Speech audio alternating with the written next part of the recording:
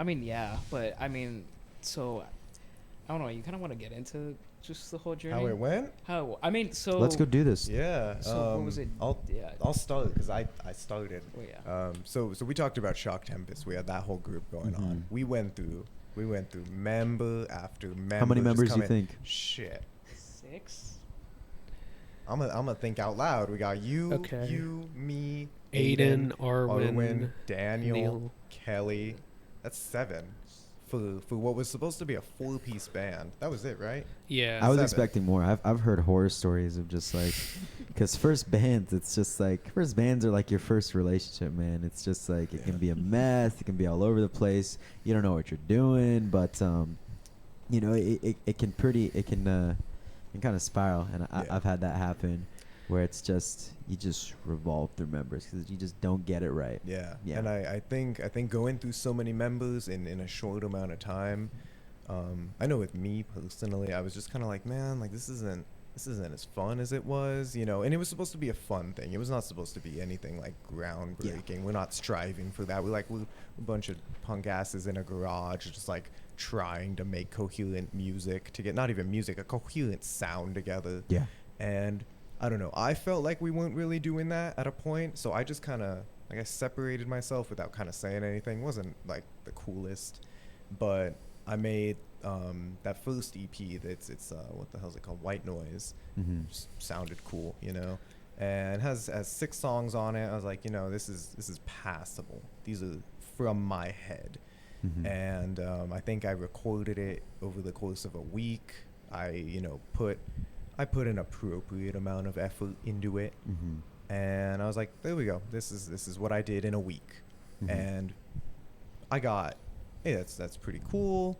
Okay, you could have done a little better. No one really said it sucked, which I appreciated. And then I started working on a new song, and for some reason, like, I just kicked myself in the ass, and it was better. Like, right. Scream was better for some reason. That was the first single off the That's It, you know, album. It was 8 songs. I don't know if that's an album. I don't know how that works. How many songs? 8. That's an album. That's an album, right? I mean, you can go either way on that one, but I think my rule of thumb is, honestly, it doesn't even matter. You can have, like, isn't there a Rush album with like 4 songs on it? It's not an EP, it's an LP. Yeah. It's based off of the time. It's record players used to be LPs are full size vinyls, and then EPs are the short little small 45s. So what would an EP be considered as far as time limit goes? I think it's like 23 minutes. Okay. 23 minutes. So that was definitely White Noise. That was an EP. Okay. So that's it. You know, we'll call it an album. That sounds cool. We have an album. And I did that first song, Scream. I bought a bass because I was like, shit, I don't have anyone to play bass. Like, it's number one, it's hard to come by a drummer.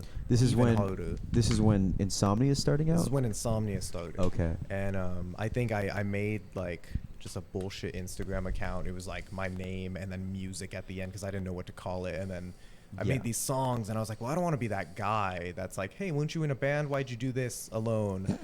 You know, that's not cool. Story of my life. And so I was like, well, I recorded all this stuff at like 3-4 in the morning because I couldn't sleep. I just had like shit in my head and I wanted to get it out.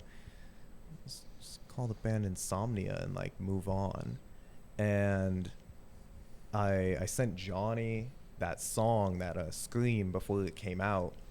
And he's like, who played bass? I was like, I did. He's like, oh shit, I didn't know you could do that, because I like famously shat on bass players. Was there drums on that? There were. I played drums on it. Okay. I played everything on the early stuff, just because like Dave I Grohl. had to. Not at all, man. And he was like, oh, you played bass? Like I didn't think you would. Number one. Why do you shit on bass players? That's a great question. That's a great question. Honestly, like it's for Maybe the he's memes. just a dick. Shut up. It's for the memes. A good bass player is just a damn good bass player. Like you can't get around that. You know, if you know him by name, that's a good bass player. Is the bass player hate? Is this come from This can come from 2 places. This can either be your guitarist side, which is like, you know, bass players can't play guitar, but guitar players can play bass. I mean, it's that easy, you know. Guitar is way harder than bass. Bada bing, bada boom. You get that, you know, that guitar sort of elitist towards. I've seen that a lot. Yeah. Or, and this is what I have. I'm plagued with this. Lead singer syndrome. And that could be that kind of thing where you just had trauma with just some shitty bassist. Yeah. And Johnny's giving you the stink eye right now.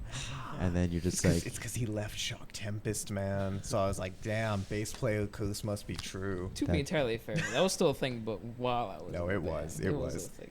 With Right. him, you know, it was for the memes. I don't care. Like, we've known each other for a while. We went to high school together. After he left, you know, like on his own, all good terms. But after that, we were just trying to find new bass players for that band. And bass players are hard to come by. Exactly. It did not work out. So then I started really shitting on him. And so I played bass on that song, and he's like, oh shit, like you did that? That's pretty cool. And I was like, yeah, but I want you to do it next time because Yeah. you want to. I know you left the other band. You want to do this. Yeah. You know, and I'm really trying to convince him, number one. But I feel like I was pretty accurate with that. Yeah, I mean, so yeah, the original line was I was supposed to be like the bassist for Shock Tempest. Yeah. But since it was happening over COVID, I kind of like just like progressively started like hating music. Like it was just one of those things where I was like, it was actively part of my life. I was participating in it. I was meeting up with them, but it felt like it was just stagnant. It was like, a chore. Yeah, it was a chore. Yeah. Like, stuff wasn't happening. A lot like, of people can relate to that. I wanted to do the thing, but like I wanted to make music and I wanted to perform, but also it was the pandemic, so it was Couldn't understandable. do anything. Yeah, but also it was the thing of like, well, I don't want to be in this garage, respectfully, just doing covers all the time. Yeah. Like that doesn't suit me. Yeah. And so I progressively started hating it to the point where I was just like, you know what, I'm not gonna waste your guys' time. I'm not gonna do this. And then over the past year, like over the year after, it took me that time to like be around people and start understanding and being like, oh, music actually is a wonderful thing. Like if you find the right people and you're able to get that love, I actually started loving like playing the bass around people because I realized how important it could be. And so when he came around with the offer, it was like, hey, you want to play bass on some music? I was like, oh, this is real. This is a real opportunity. I was like, I can actually do what I've been wanting to do and actually play music the way I've wanted to play it. And so when he gave the opportunity, I was like, let's go. So you were totally cool to come back. Yeah, I was totally cool. My worry was that I feel like I wasn't in your guys' heads, so I don't know exactly how it felt. But still, I feel like were you under the mindset like if you leave, these guys are going to be done, and then it's just going to prove you right? That, but also more of the mindset of like once I leave, stuff isn't just going to be the same. Like I would be coming out and then going back in pretty much to do the same thing. Yeah. And so there'd always be a little bit in the back of the head being like, oh, what's really changed? Like there was always a little bit of that mindset when it was there. Yeah. But when the opportunity was presented, I was like, well, okay, this is finally what I wanted to do. Let me just go out and do it. And Shock Tempest, Danny, were you a part of that group or did you come later? I came later Okay. at that point, yeah. I don't even remember how it started. I know, like, you guys had kind of talked about it where you guys were thinking about doing live shows, and then, if anything, you know, Jonathan's my brother. Right. And he had Really? asked, I think, yeah, it's debatable. But yeah, he had asked me at one point, like, after they already were releasing some songs, and I think That's It had already, like, came out at that point. Well, So Johnny, it's really nice of you to invite your younger brother into your band. It's pretty cool. It's wonderful. You're really good brother. yeah, Thank but you know, because I do play some drums, but the reason why I did is because I have my other friend Noah, who he plays guitar, and I got him into guitar because he had always because I play guitar as well, so I play guitar, so that's was my first instrument, and I started playing that, and then my like close friend Noah, he like always like it was interested in me playing the guitar and wanted to learn, never did.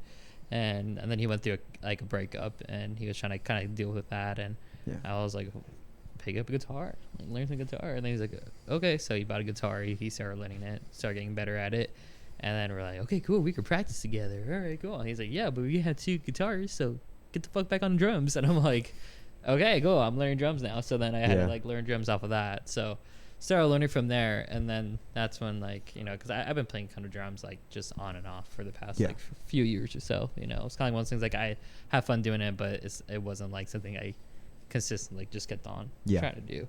And then that's when Jonathan was like, hey, like, you know, we got the band Insomnia, like, we want to start playing shows. Like, do you want to, start, do you want to practice with us? And I was like, okay. And I'm like, I mean, that wasn't even it. We already got hit up for that Queen Bee's Manifest show, so I was like, we that's right, need yeah. a drummer. Yeah. Your brother Ooh. plays drums. You gotta get him in here. But here's the funny thing, because like even during the past year when you were like on and off, like I would actually go with you and other Noah because you guys needed a bassist, and I forget how it went, but it was more just at one point you're just like, hey, we need a bassist. You play bass. Yeah. Do you want to play bass with us at like practice rooms? So we would go, and then that's kind of what helped me figure out what the dynamic was like to be in a group. Because I never was in a 3 small piece, but it was just us, and so I was able to get like the feeling of like, what does a bass player do? Like, what are you supposed to be like as a stage presence? Like, it's what I was able to kind of feel out, and that's when I knew I was like, oh, he's actually good at drums. So I remember we made the Actually good. actually. I But mean, like, the thing too is that like, me learning, like I try to practice in some of the rehearsal studios that we have, but for me learning, whenever I want to learn, I actually learn through this electric drum set. Just to kind of like, if I want to get down the basic like way of how to do it, or like learn a song, I do it on there.